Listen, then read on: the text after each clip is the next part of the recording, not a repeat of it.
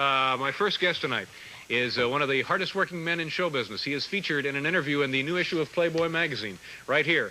And he can be seen in person on November 27th at the Community Center Theater in Sacramento. Please say hello to Jay Leno.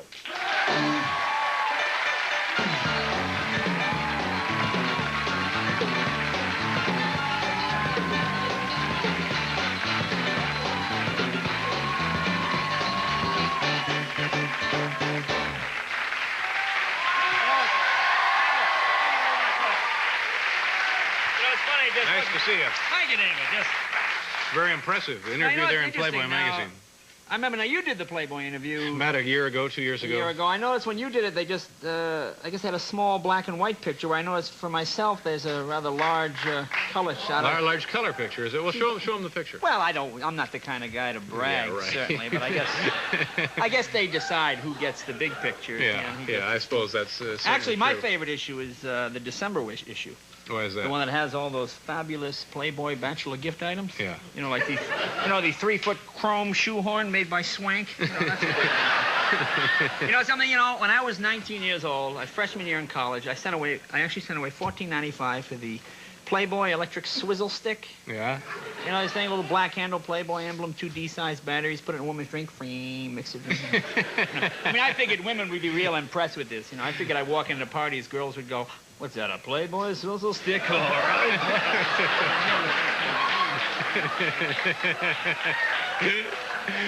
Oh, my. So, how you been? What else is going on? You been watching the news? Yeah, I've been watching it. We'll probably be late tonight because of this Pinhead Summit thing going on. No, you can't. It's not Pinhead. It's the future of the world. Look at the Russians guy. They send a guy. He looks like somebody hit him with a tomato. He's got that red thing. Our guy has got stuff on his nose. Are these the best-looking people we can send to this summit?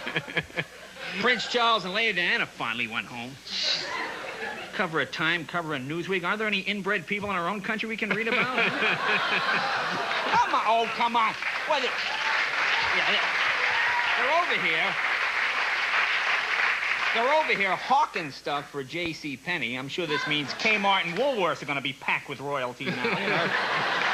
Every low-ball star in America is going to be traveling through Europe trying to find anybody with some tenuous bloodline they can catch up with. In fact, Crazy Eddie's right here in New York. They just hired King Olaf of Sweden. They got him out front there. Check it out, yeah, check it out. All he said. In fact, I just heard on the radio, J.C. Penney says that the English look will be all the rage for young men this year. Yeah. I guess big ears and bad teeth never seem to go together, do they? So what else is going on? You've been working? The world of TV? Yeah, I know you're a big TV fan. You know. Well, you mentioned it earlier. They brought back the Newlywed Game. Yeah. And they brought back... Very successful, I guess. Well, there's a reason for this. They brought back that and the dating game. You see, although the literacy rate in this country is low, the networks are worried that it's not quite low enough. So... by bringing back shows like The Dating Game, what they hope to do is mate genetically inferior people. In the realization that they will reproduce mutant offspring, thus ensuring the next generation of contestants for these game shows. There you go, yeah. In fact,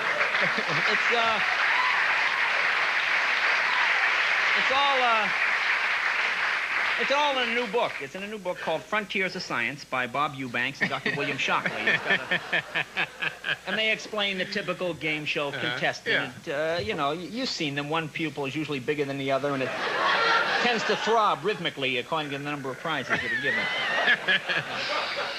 Anything else in the guide there that you want to comment on? The usual stuff. You know, every time I come on this show, I find here's another, I don't have to say it, there's another evil twin episode this week's. Will Crystal be raped while Blake sleeps with her double? I mean, if you were being attacked, would that be the first thing on your mind? You know what I like about... You know, obviously, this is sweeps week. I mean, everybody knows that. That's right. That's why we're having pig races. That's right. Yeah. The big yes. This is the local TV guy from L.A. Look at this one. Mark Trank on the 9 o'clock news in L.A. Porn video. Okay, now here's the shot. Mark Trank? Mark Trank. Now, a couple of pages later, here's Mark Trank again, back with more explicit sex video. That's on the 9 o'clock news. And he's got another one here, Tintillating Television with Mark Trank. Takes another look. But they do this. You ever notice when you watch the news when it's not Sweeps Week, it's always like the life of the American farmer, living in a deficit economy. As soon as it sweeps week, suddenly it becomes, oops, strip searches at teenage girls' Catholic schools. Are they a phenomenon? You know, and then they How about you? Are you doing any television? You ever go out on these auditions for stuff? I've read for a few shows. You know, since Moonlighting and Scarecrow and Mrs. King, they've started a lot of these adventure kind of comedy shows. Oh, I read for one for ABC called Gag Street. Gag Street. Yeah, in it, I play a young comic named Johnny Gag Street, whose parents were killed by hecklers. And he vows to use his comedy to fight crime in the sin palaces of Las Vegas. So it's kind of and it's got the comedy and the action adventure kind of thing, you know. And you play Johnny Gag. Johnny Gag Street. Yeah. Right. That's hence the title, Gag Street. Yeah. I hope that works out for you. Again, we got our fingers crossed. Yeah. Well, good for you. Well, we'll do a commercial here, and then we'll be back with our friend Jay.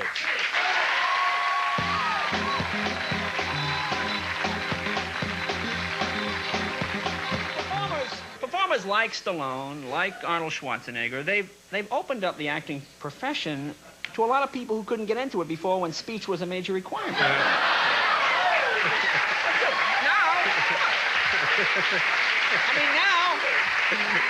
Now any cave dweller that can wield a tire iron in a public saloon is now a potential Academy Award candidate. You know, I think that's a good thing. You know, Arnold Schwarzenegger was here about a month ago. He was a very nice guy. Oh, he is a nice guy. Very nice guy. I worked with and him. He's marrying a lovely woman, this Maria Shriver on CBS Morning News. Yes.